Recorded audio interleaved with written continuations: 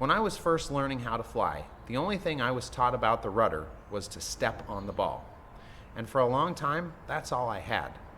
The problem is that's a reactive fix. It doesn't actually teach us how to keep the airplane coordinated. So today we're going to take up my Luscombe here and look at a more proactive strategy to both understand and then control the airplane's coordination. Let's get started. All right, everyone, welcome on board. We've got the Luscombe running, run-up's complete, weather's been checked. We got the radios tuned. We're holding short of runway 20 here at Wahoo, and we've got a wind out of the south. We do have a forecast of some low scattered layer this morning, so we're going to make sure we maintain cloud clearance. And that's moving through right now, so I'm going to make my call. Wahoo traffic, Luscombe 77903, departing runway 20 to the west, Wahoo. We'll make sure things look good to the west, and then we'll get up and away. Alright, I've got 20 identified. Winds are right down the chute. Look good. Power's set. Gauges into green. Airspeed alive. Tails up. 55, rotate.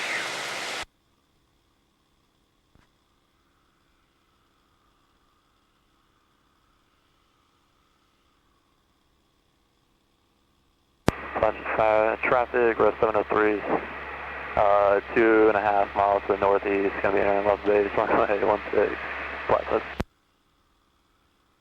Okay, I was planning to go to the west. It does look a little bit better to the southeast. I think we might head that direction. We got a good practice area over there. That'll work for us. Oil pressure, oil temperature in the green, throttle's full, 65. In some previous videos, people have commented about the airspeed needle fluctuating. And that's because out on my pitot tube, I have a little automatic mechanical cover. And when the air starts flowing over it, it pushes it open. Although every now and then, when we're slow, or if we get in a little bump of turbulence, sometimes it'll just flicker closed. And you might see the airspeed indicator flicker a little bit. But that's to be expected. One of those little covers. And we're clear to the left. I'm going to turn left to the southeast. Wahoo traffic, Luscombe 903 is a left crosswind off of 20, southeast departure, Wahoo. Yeah, looking really good to the southeast. So we're going to climb to 4,000 feet. And then we're going to start taking a look at coordination. And coordination is one of those things that in some airplanes you might not even ever really notice. It might not be something that is really much of an issue, or so you think. And that's what I thought when I was flying the typical trainers, 172s, Cherokees, that sort of thing. And yes, you can absolutely take off in a 172 with your feet on the floor and fly around all day with your feet on the floor. That doesn't mean it's going to be comfortable or that you're going to have an easy time with, say, power on stalls or steep turns or the like. But there are different airplanes that when you move into, they show you that there's more to the rudder than you might think. And this Luscombe here is one of them. In fact, when I started taking tailwheel lessons in a Luscombe, I was so embarrassed with how bad I was at coordination that I even thought about quitting. And I was already a flight instructor at the time.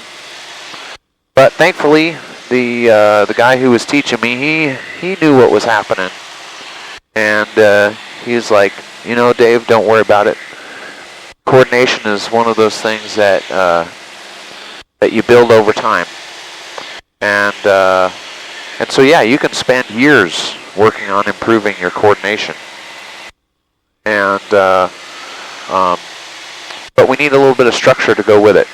And so that's one of the things we're going to talk about today is some of the causality behind what exactly is the rudder doing, why we need to use it, how it helps us, and so on. So we're continuing the climb here, and pointed to the south, I've got Lincoln, Class Charlie, about 15 miles off to the southwest. I've got the Omaha Charlies off to the east.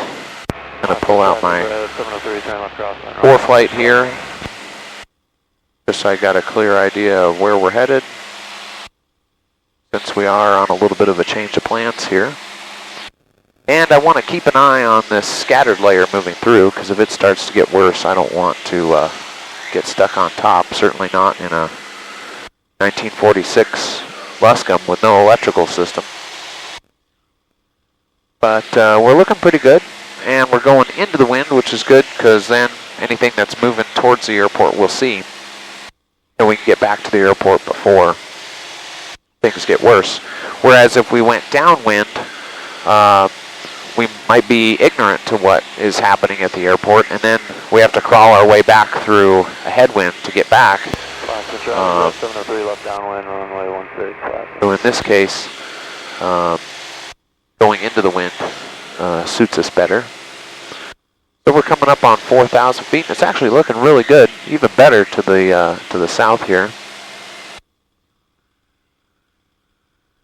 And like I said in the intro, stepping on the ball is where I started, where I was taught. Basically, if the ball is out the left or the ball is out the right, apply the corresponding rudder to push it back in the middle.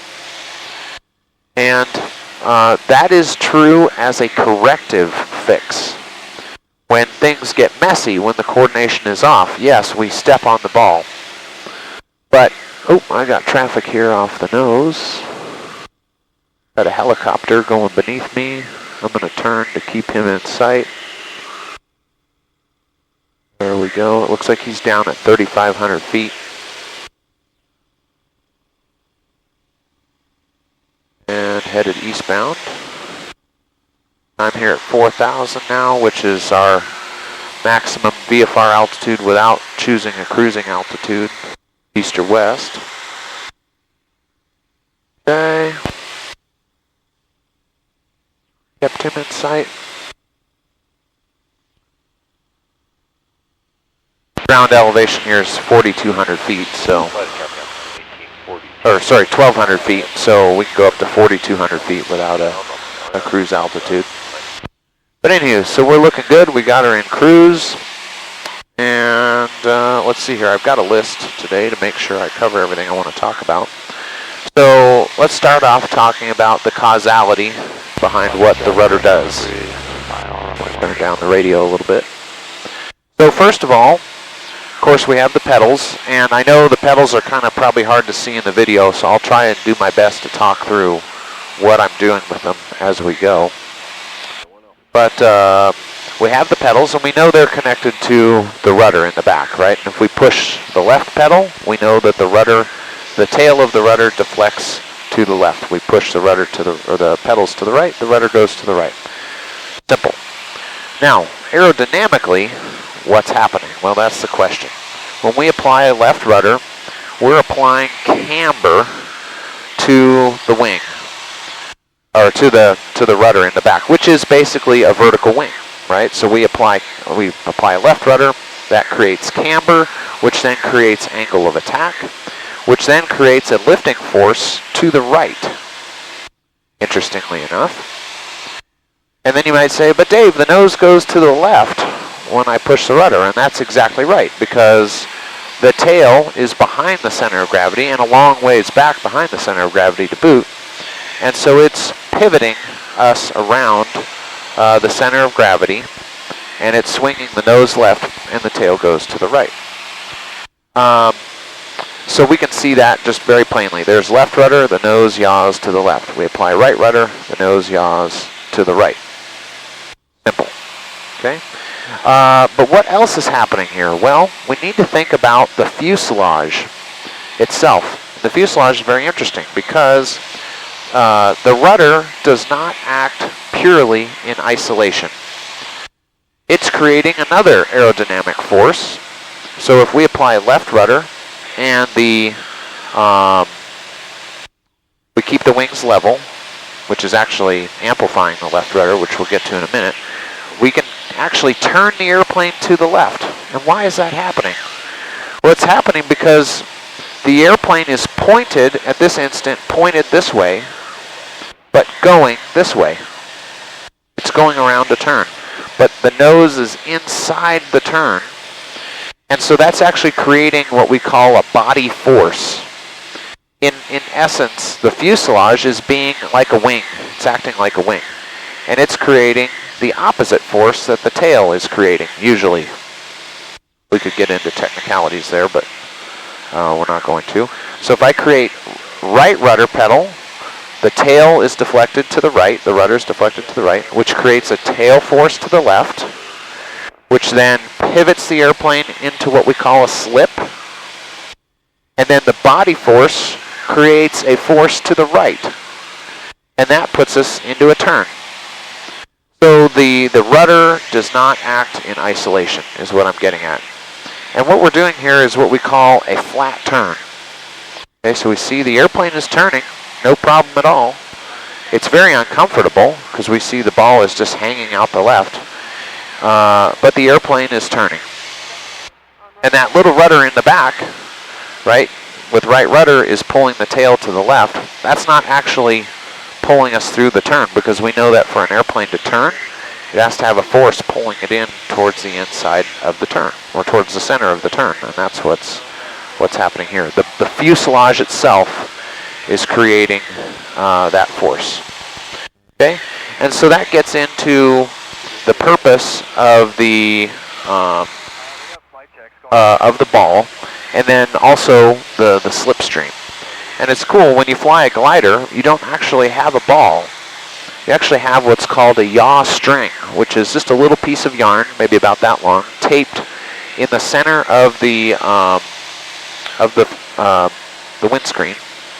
And whenever the airplane is yawing, you'll see that string slide out.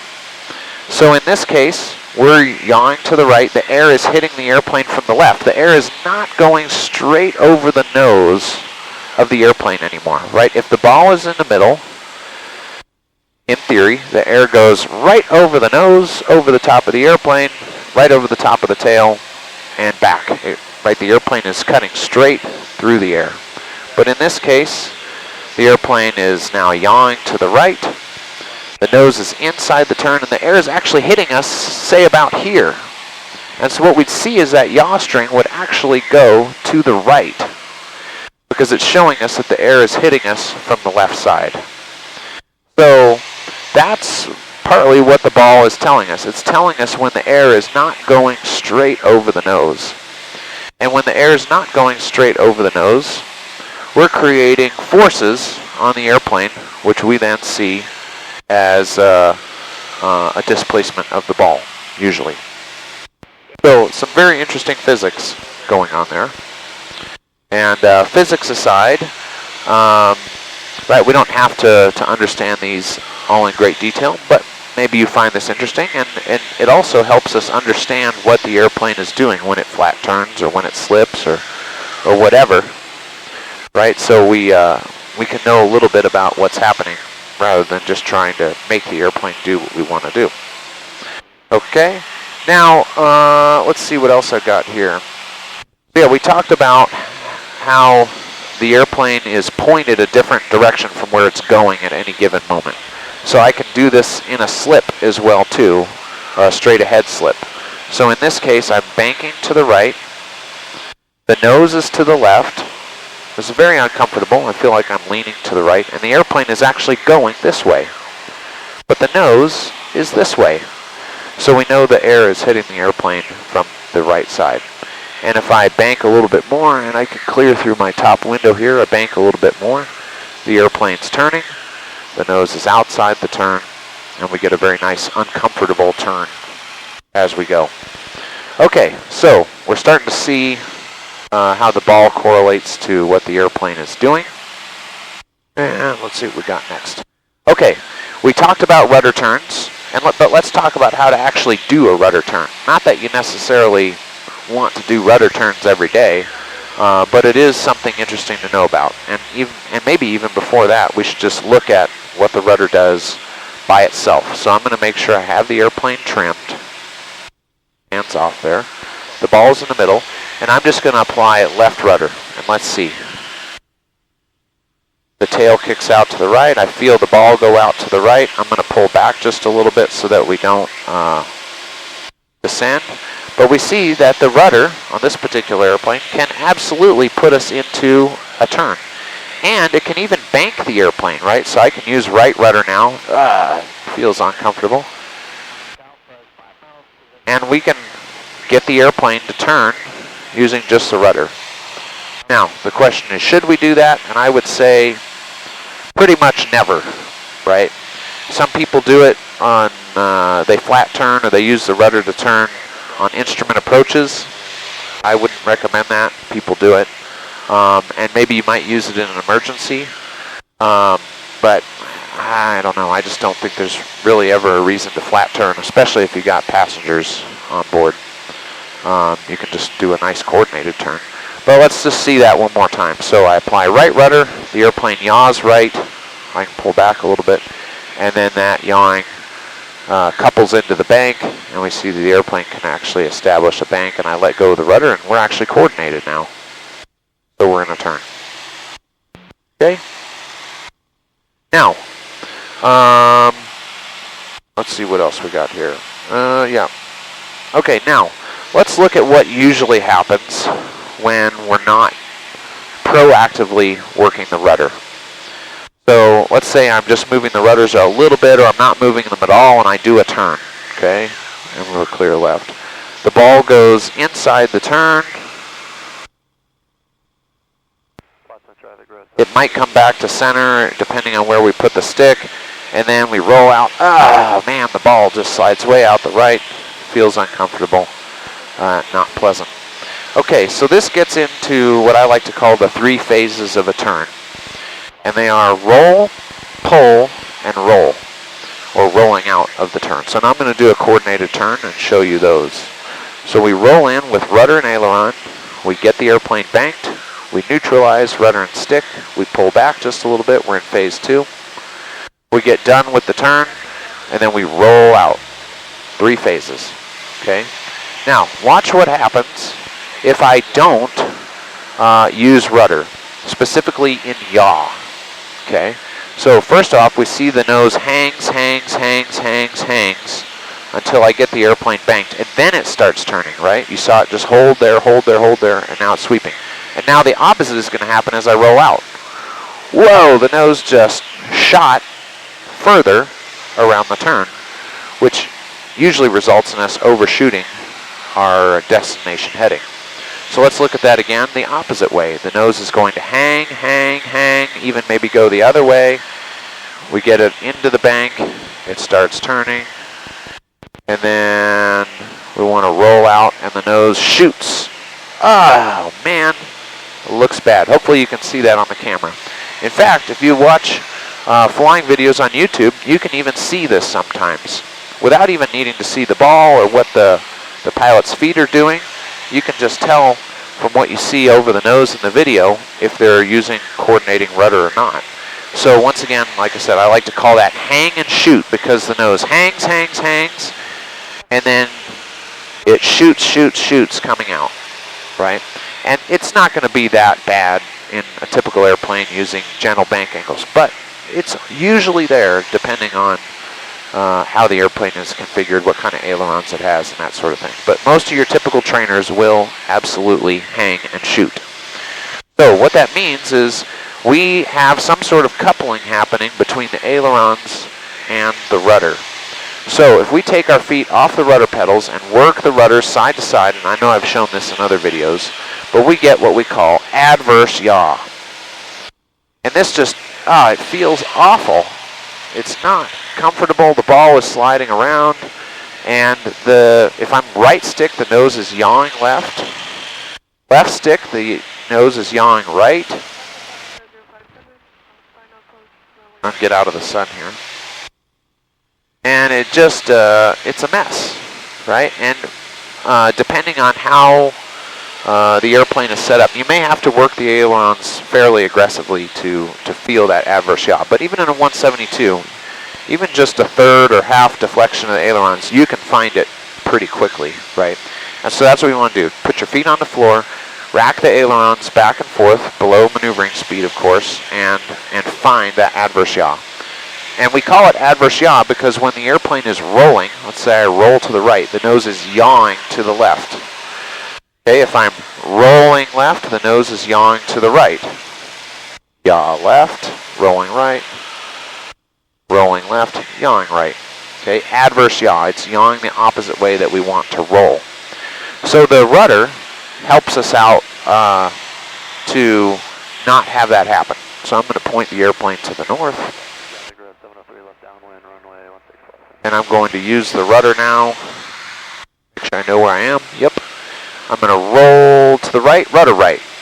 Roll to the left, rudder left. Roll to the right, rudder right. And now the ball stays pretty close to the middle if I do my job. Kind of. There we go. And it feels much better, right? We don't feel like we're getting kicked side to side. The ball stays more or less in the middle. And so it's really this simple. If you're using left stick, you need to be using left rudder. It's as simple as that. If you're using right stick, you need to use right rudder. Now, the details, that's the tough part, right? You might need to use a lot of rudder or a little bit of rudder, depending on which way you're going, right? Typically, because we're flying a piston airplane here and the propeller spinning, we usually need more right rudder than left rudder because of all the torque and P factor and all that. And so it's not exactly the same from pedal to pedal. If you were flying a glider or a jet, it would be the same roughly because you don't have this big giant propeller messing with your airflow and your forces, right? So so you want to feel this out in any airplane you get in. And the biggest thing you want to do with this is you want to start small, right? You want to start with gentle aileron inputs. Just gently crack a bank and go the other way. And so here I am rolling left with left rudder and left stick. I reverse, right rudder, right stick. Left stick, left rudder. Right stick, right rudder. As I like to say, to quote the old movie, they go together like peas and carrots, right? If you're using the stick, you're using the rudder. And so this should be in your mental model in your head that whenever you're applying rudder, or whenever you're using the ailerons to turn the airplane, you should be using the rudder with them. And if the ball just stays right in its little cage and it's just so afraid of you that it never leaves, you're doing the job right. So you can just go out and practice this. And I like to call these rolls on heading because we're just trying to keep the airplane roughly going the same direction while rolling back and forth. And then the better you get at it, the more aggressive you can get. But if it gets messy, just go back to wings level, get the airplane coordinated again, get the ball back in the middle, relax, and then go back to your rolls on heading. Okay? So we got that. Now, what's up next? Okay, now we got to think about the airspeed and the ball. So I'm going to make a reversing turn here, clear left.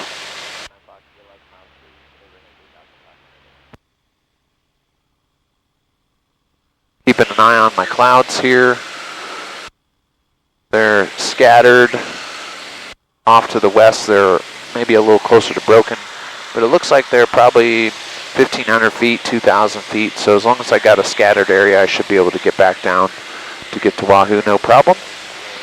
I'll just double check my my foreflight here. Open this, wrong button. Open the ceilings tab.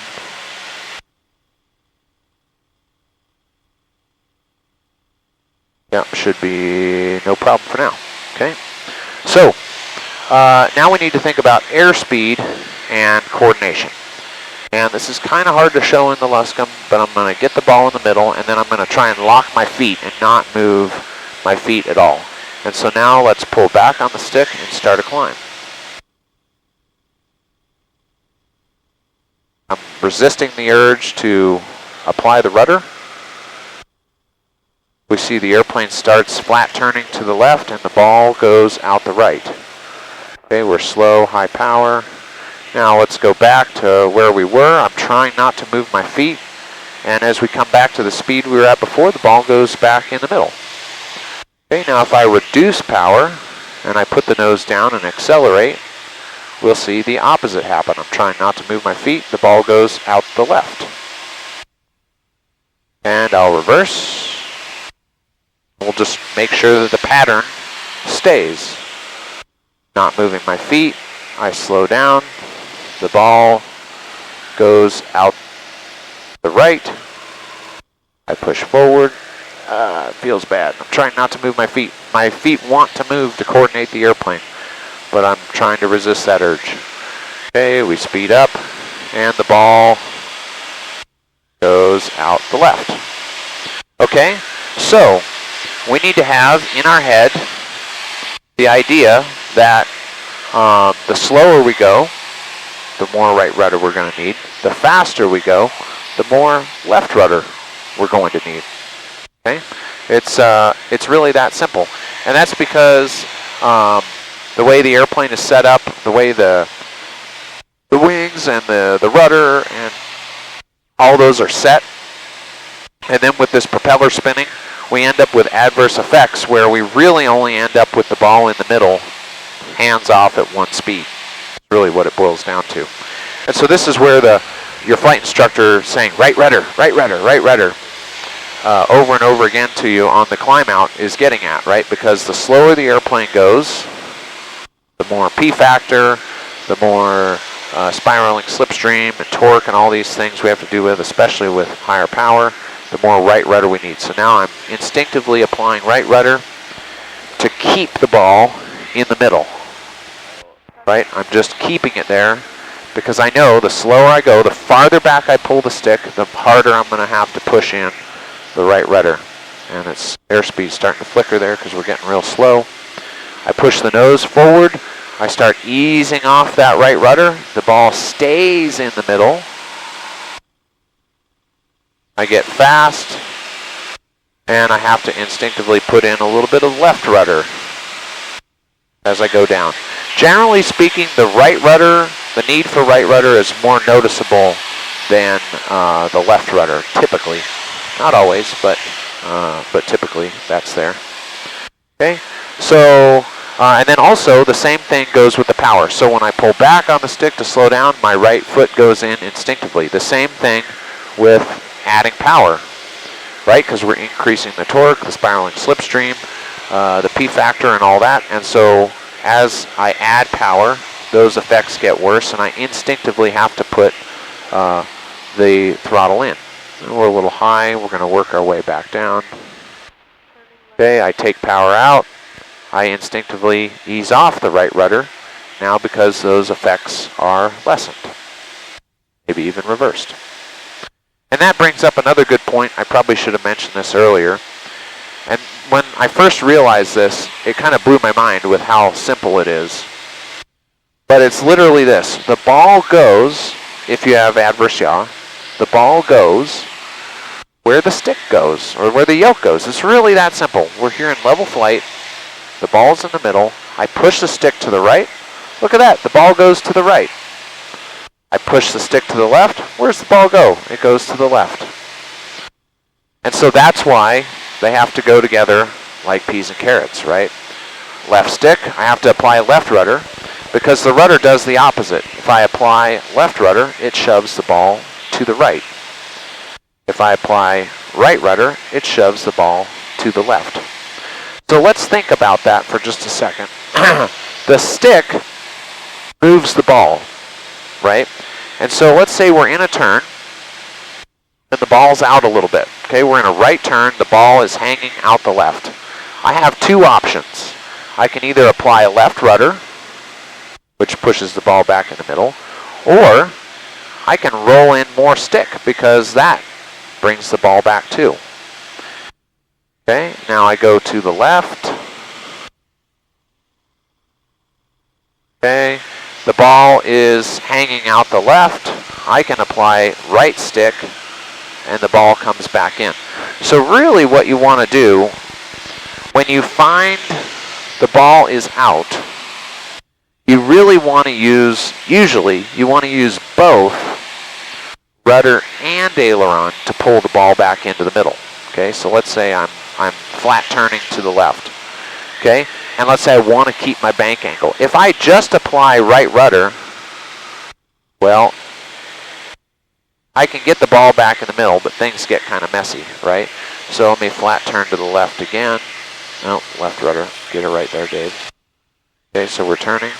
Now, I want to keep my bank angle, and so what I really need is both. I need right rudder, left stick.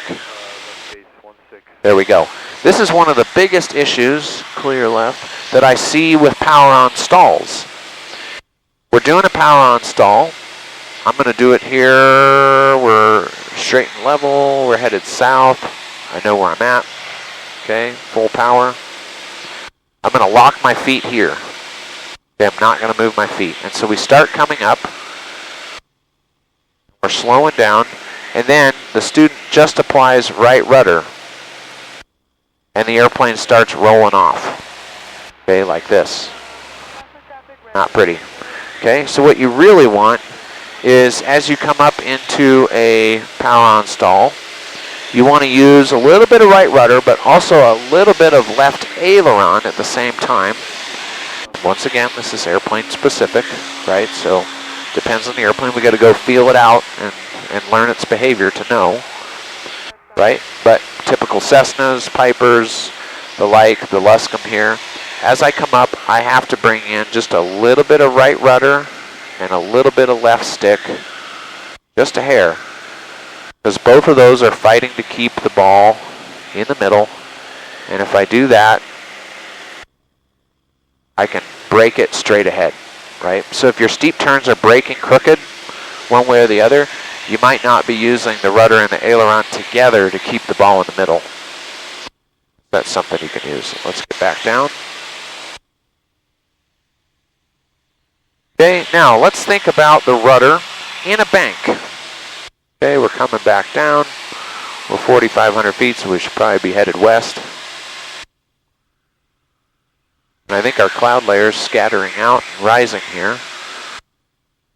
So we got a clear spot right here we're going to work at.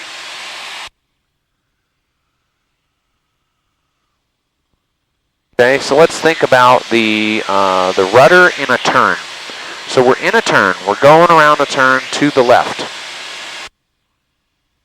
We know that pulling back on the stick is going to pitch the nose this way. The problem is once we're in a bank, that pitch is now like this. And so when we pull back in a left turn, we're raising the nose. We're also tightening the turn. When we push forward, there we go, we're back below 4,200 feet. When we push forward on the stick, we are lowering the nose, but we're also slowing the turn, right? We're pushing away from the turn. And the same goes for the rudder, in a sense. When we're banked, like this, we're in a turn, the rudder yaws the airplane, but the problem is that yaw can also be vertical now. So let's see here, I'm in a right turn. I'm clear. Okay, I'm in a right turn, 75 miles an hour, 4,100 feet, and I apply right rudder.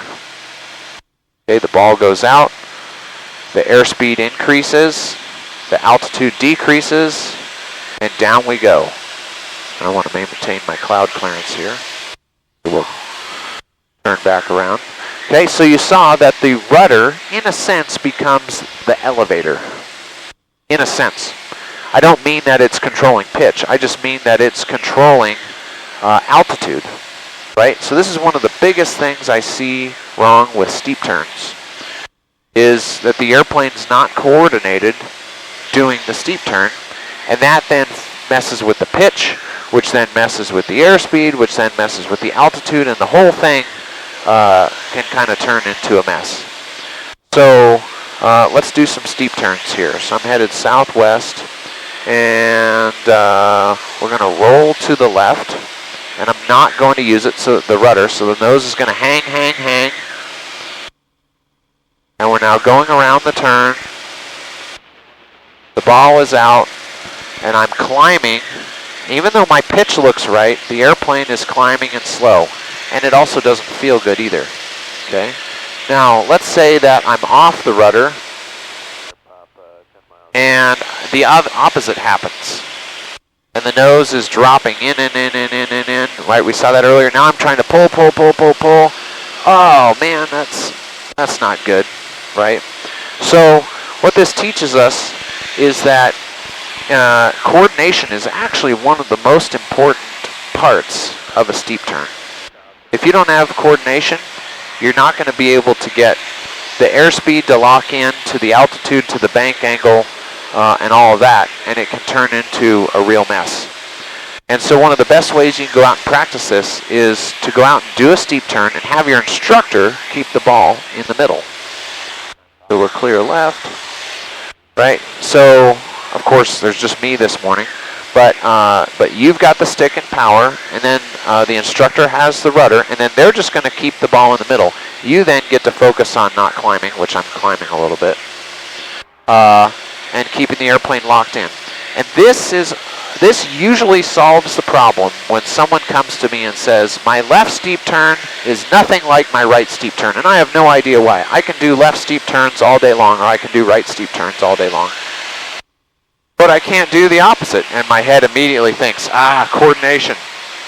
Now that's not always the only solution, but 9 times out of 10 it is. It's a coordination problem. So if you're doing steep turns with the ball out, and where did that come? Because we're not coordinating as we go into the turn, your steep turns are going to be different, right? And the way you can prove this is to go do steep turns in a airplane with 4 1/2 seating. So you're sitting right on the center of the airplane, and then to not have a propeller, so it'd be a jet. So something like a T-38 or a T-45 or even a glider or something like that.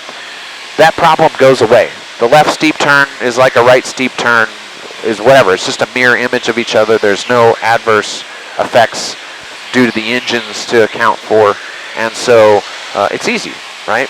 So glider students, they have no issue doing a left steep turn versus a right steep turn, and then powered students struggle to do one or the other usually because the coordination's off. So that's a common pattern that you might see.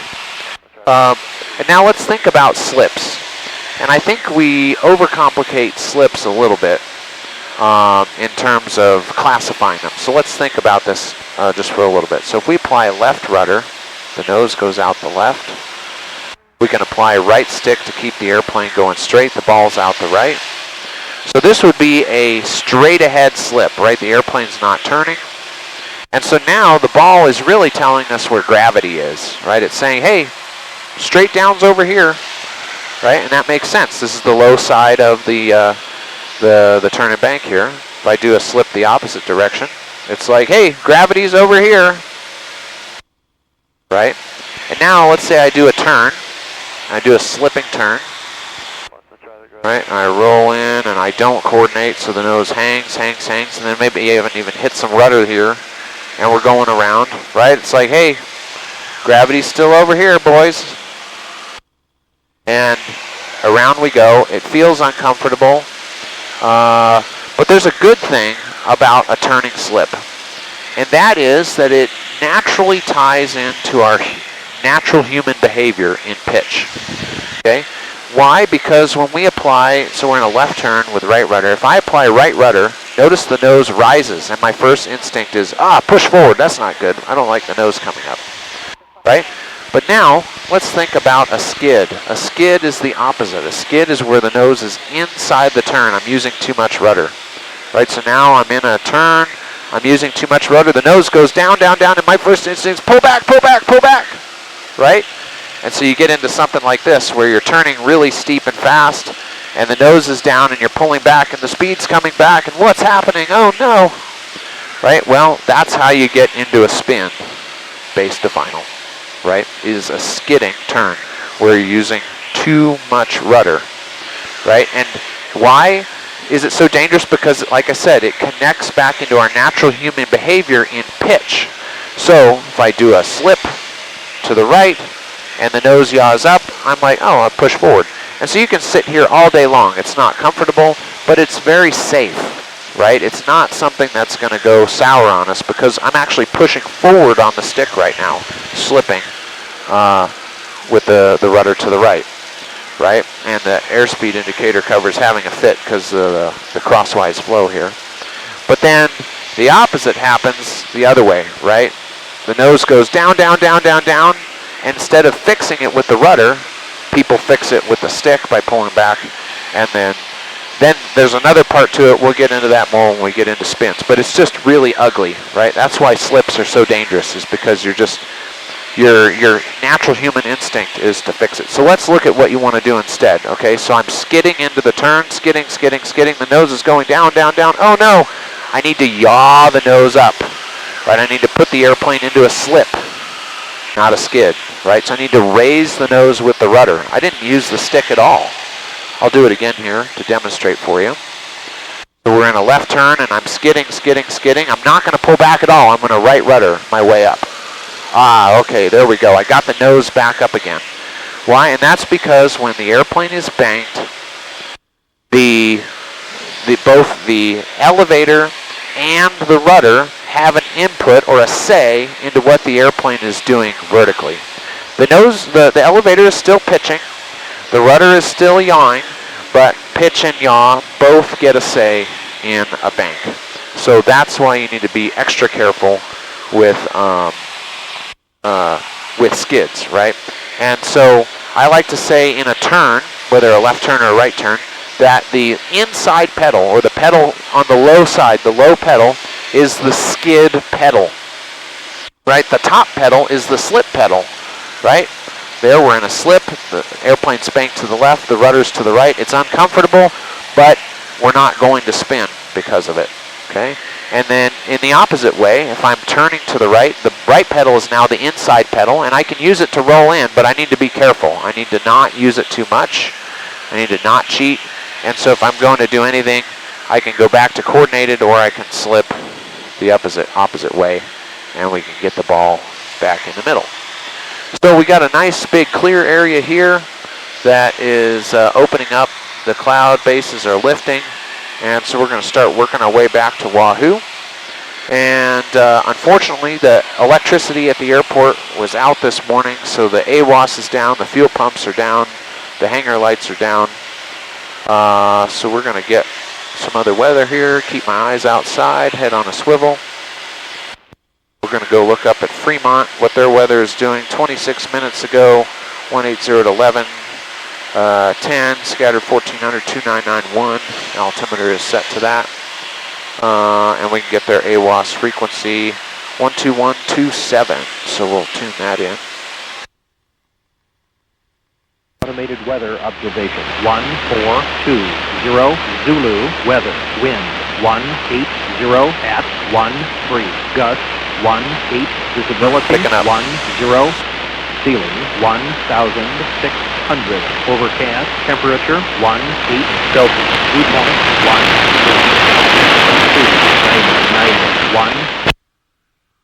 Now you notice the transmission got worse there. It was actually banked away from it, and the right wing was in the way of the antenna. Fremont Municipal Airport. Automated weather observation. 1421 Zulu weather. Wind 180 at 12. Gust 18. Visibility 10. Ceiling. Okay, I got it back on CTAF. We're coming down through a nice hole here.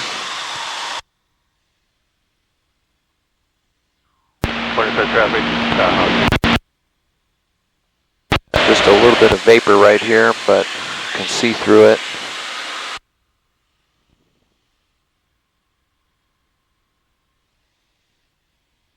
There we go. All right, we're about 8 miles southwest of Wahoo. Traffic, red 057, crosswise, runway 16. There we go. We're now underneath the scattered layer.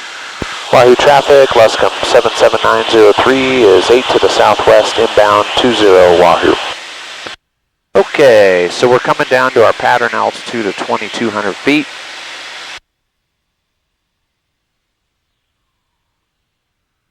Oh yeah, we got tons of clearance under the clouds.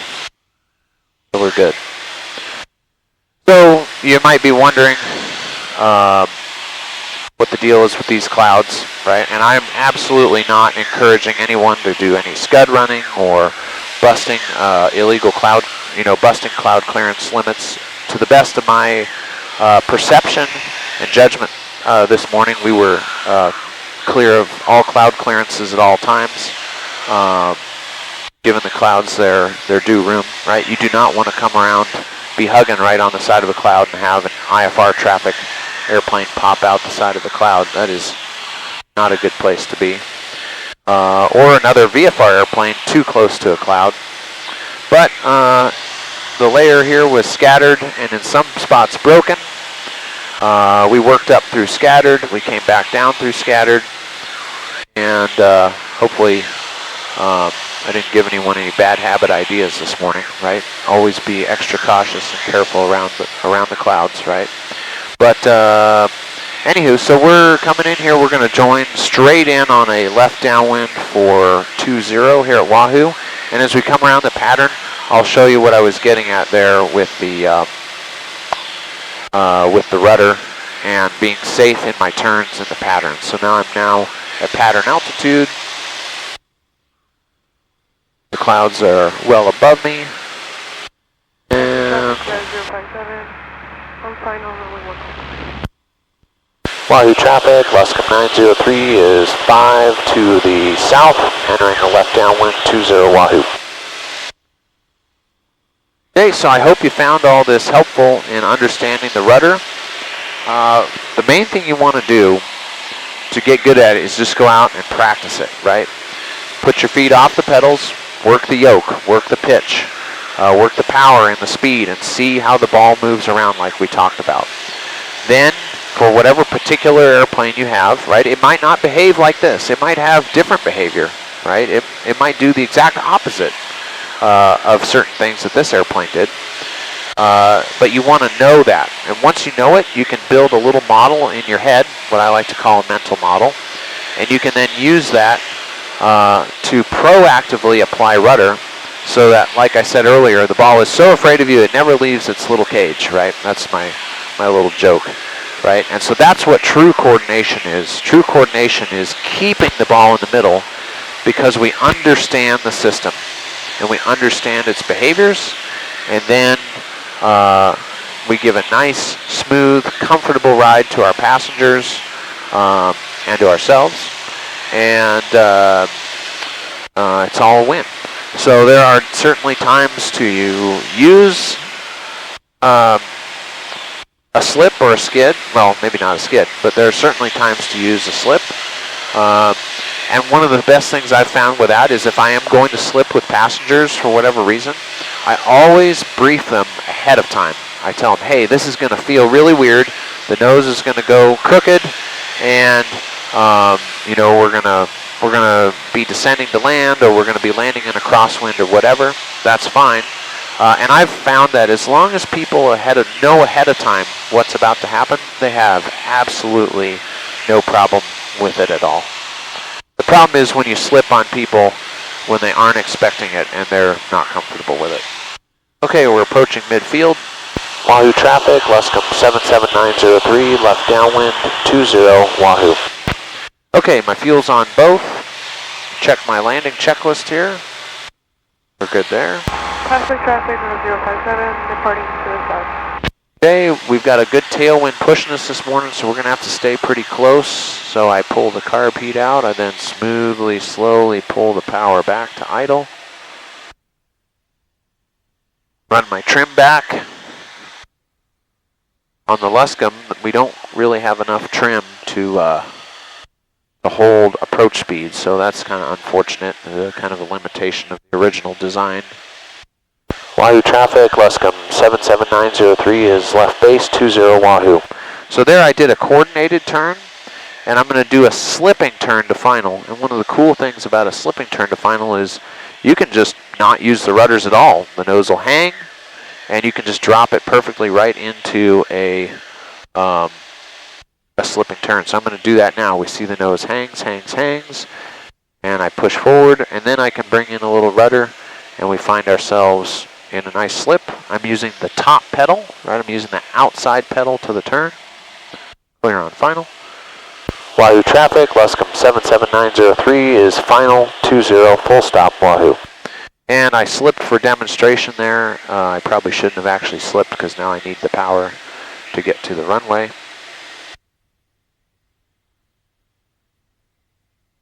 But we saw the use of the turning slip there. And I'm going to intentionally put myself high here, and then I'll slip straight ahead to land. So the winds, oh man, they just look right down the middle. Maybe a skosh to the left, if anything. So I'm just going to slip to the left. We see there, I've got left stick, right rudder in, which both of those are pushing the ball to the left. I can take it out. My speed is good. Looks like it's going to be a 3-point. Ooh, a little balloon there. Little power. Oh, yeah. There we go. And work it down. There we go. A little gusty this morning yet. Wind's picking up. It is Nebraska, so it be. And we fly it all the way back to the hangar. Clear right, turn right.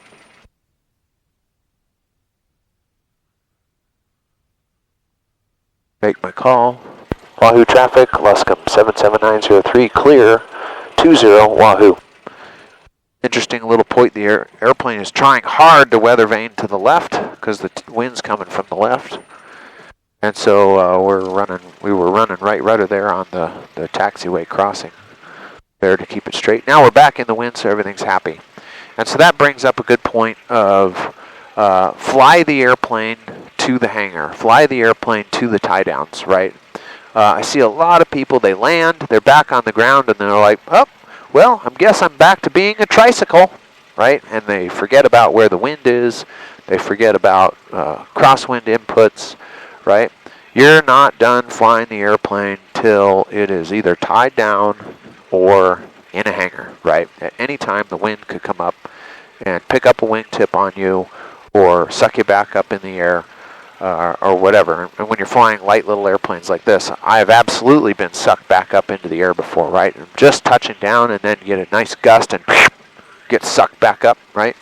Hopefully you're ready to pour the coals to it, go around, and try again. But the joke goes with Luscombes that a Luscombe isn't safe from the wind until you flip it on its back and drive stakes through the wings. So we're not going to do that to this old girl, but that's the joke at least. All right, we're clear left, clear right. Wahoo traffic, Luscombe 77903 is crossing 1331 for the ramp. Wahoo.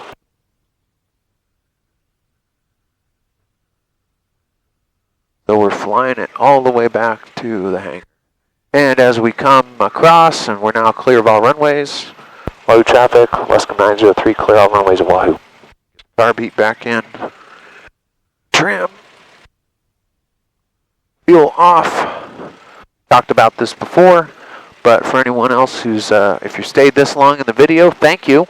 But maybe I haven't talked about it before if you haven't seen previous videos, but these old Luscombes don't always have mixture controls because this one has a Stromberg carburetor. And not all Strombergs have a mixture control. I'm offsetting to the left here. There's a big chunk of concrete missing. But anywho, they don't have a mixture control, so the only way to shut it down is either mags or to turn the fuel off. And I like to turn the fuel off because it sucks all the gas out of the system, and then I don't have to worry as much if I just turn the keys off and I still got gas being drawn in. So it takes about a minute or so for the fuel to run out. Maybe you can time it and put it in the comments. But getting close here. Engine did good today. We got her up to temperature. Oil pressure's holding solid as ever. And there she goes.